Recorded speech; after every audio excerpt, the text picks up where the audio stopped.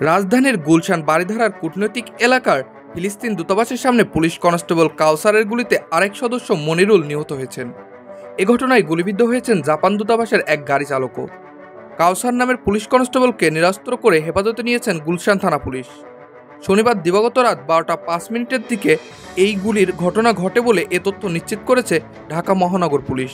প্রত্যক্ষদর্শীরা জানায় নিহত পুলিশ সদস্যকে 5 থেকে 6 রাউন্ড গুলি করা হয়েছে। নিহত পুলিশ সদস্যের মরদেহ ফিলিস্তিন দূতাবাসের পাশ থেকে অন্যত্র সরিয়ে নেওয়া হয়েছে। তবে ওই পুলিশ সদস্য কেন কী কারণে তার সহকর্মীকে গুলি করেছেন সেটা জানা যায়নি।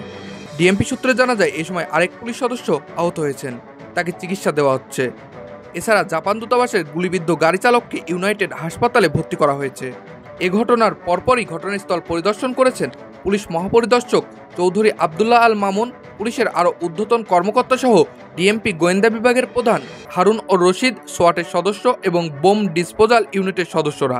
তবে পুলিশের পক্ষ থেকে আনুষ্ঠানিকভাবে এ বিষয়ে এখনও কোনো কিছু জানানো হয়নি। মুসাব্বির আল নাফিজ, আপডেট শিরোনাম।